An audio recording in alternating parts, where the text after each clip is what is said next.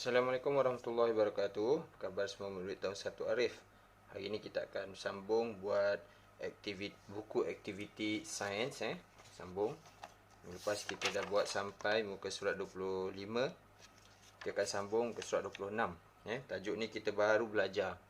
Kita baru belajar, cikgu dah hantar video tentang topik ni hari Rabu, hari semalam. Hari ni kita akan buat aktiviti dia. Kita jawab aktiviti.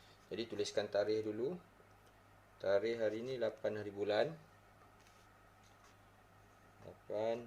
7 20 21. Baik. Kat sini dia tajuk yang kita akan jawab ialah apakah makanan ini? Ini ialah uji kaji, uji kaji. Jadi awak boleh cuba buat sendiri di rumah. Kalau ikut dalam buku aktiviti awak ni dia memerlukan 2 orang murid. Tapi tak apa. Buat dekat rumah kan, seorang-seorang pun boleh. Awak ambil, awak tutup mata, minta tolong mak ke ayah ke bagi satu makanan, awak teka makanan tu. Macam mana awak nak teka? Yang pertama awak kena rasa. Kemudian rasa tu rasa apa? Awak rasa tu, awak tutup mata, awak rasa makanan tu. Manis ke, masin ke, masam ke. Kemudian awak sentuh dia. Awak sentuh gunakan sentuhan, dari sentuhan lah. Pegang dia, rasa lembut ke, kasar ke, kan, keras ke. Kemudian awak boleh hidu dia, awak boleh bau dia. Bau dia macam mana, harum ke, kan. Kalau awak rasa, kemudian awak tuliskan lah. Kalau awak rasa manis, awak tuliskan manis. Contoh macam dalam gambar ni cikgu ikut macam dalam gambar aja kan. Manis, sentuh dia, sentuh, awak sentuh mungkin lembut. Makanan tu, sentuhannya awak rasa lembut. Kemudian bila awak hidu, bau dia bau harum ataupun bau wangi. Kemudian awak tulislah apa makanannya. Ni contoh dalam gambar cikgu ikut. Kek lah. Kek. Okey. Muka surat 26. Kemudian kita pindah pergi muka surat 27. Muka surat 27. Tulis sikit tarikh. 8 hari bulan 7 20 21. Okey, dekat sini dia suruh awak warnakan kotak deria yang boleh digunakan dalam situasi yang berikut. Dia bagi satu situasi. Contohnya situasi yang pertama ni, lampu elektrik dia terpadam. Bila lampu elektrik dia terpadam, deria apa yang dia boleh gunakan? Ni sama macam dalam buku teks yang cikgu dah terangkan semalam. Bila lampu terpadam, deria apa yang boleh digunakan? Adakah deria penglihatan? Adakah deria pendengaran? Adakah deria bau? Ataupun adakah deria sentuhan? Jadi warnakan deria mana yang boleh guna ketika dalam gelap. Deria penglihatan, mestilah dah tak boleh guna kan, sebab dah gelap, dah tak nampak. Deria penglihatan dah tak boleh nampak. Deria pendengaran, dia nak cari lampu suluh ni. Ada lampu suluh. Deria pendengaran pun tak boleh juga kan. Deria bau pun tak boleh. Jadi deria sentuhan lah. Dia akan cari lampu suluh menggunakan deria sentuhan. Dia pegang lampu suluh. Jadi awak warnakan lah. Awak warnakan deria sentuhan. Okey, situasi yang kedua.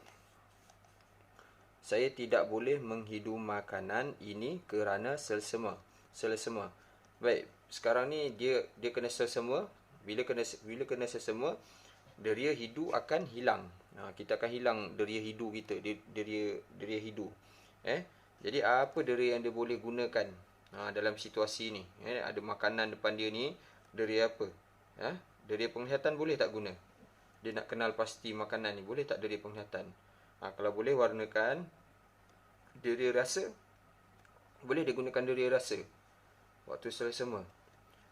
Boleh juga deria rasa, sebab dia cuma selsema, dia tak demam. Dia selsema, deria rasa masih boleh merasa lagi. Kalau boleh, warnakan. Deria bau. Deria bau boleh tak? Deria bau tak boleh. Deria bau tak boleh, awak jangan warnakan lah. Deria bau tak boleh sebab dia kata selsema tadi. Selsema, jadi dia tak boleh menghidu makanan. Deria sentuhan, boleh tak deria sentuhan? Dia sentuh makanan ni, dia boleh tahu makanan apa ni. Kalau boleh, jadi awak warnakan lah. Lebih daripada satu pun tak apa. Lebih daripada satu pun tak apa, awak warnakan. Okey. Kemudian muka surat terakhir yang awak kena buat ialah surat 28. Surat 28. Jadi sama, tuliskan tarikh dulu. 21. Okey, soalannya, Alia tidak dapat melihat objek jauh dengan jelas. Ibunya Puan Fatimah membawa Alia berjumpa dengan doktor mata. Alia masalah dia tak boleh melihat dengan jelas, melihat objek jauh. Dia tak dapat melihat objek jauh dengan jelas. Ini masalah Alia. Okey. Mak dia bawa pergi jumpa doktor. Bagaimanakah keadaan mata anak saya, doktor? Ni persoalan dia. Bagaimana keadaan mata anak dia? Apakah masalah yang dihadapi oleh Alia? Soalan yang pertama dia tanya, apakah masalah yang dihadapi oleh Alia? Apa masalah yang dihadapi oleh Alia tadi?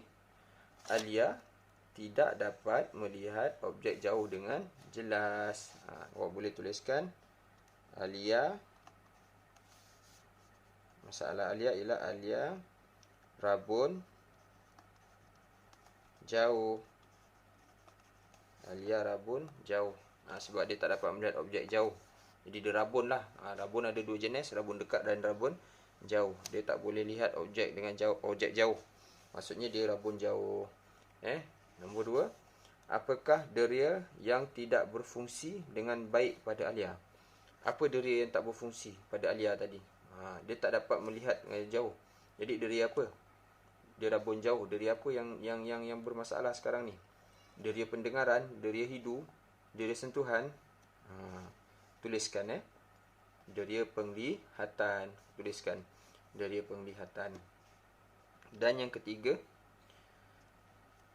apakah alat yang dapat membantu mengatasi masalah Alia? Apa alat yang boleh bantu mengatasi masalah Alia? Alia kena rabun jauh. Alia kena rabun jauh. Apa masalah yang boleh? Apa alat yang boleh bantu dia? Macam doktor ni pakailah apa dia? Cermin mata. Okey, boleh tuliskan. Baik murid-murid, itu sahaja untuk aktiviti kita hari ini. Awak siapkan muka surat 26, 27 dan juga 28. Okey, itu sahaja. Assalamualaikum warahmatullahi wabarakatuh.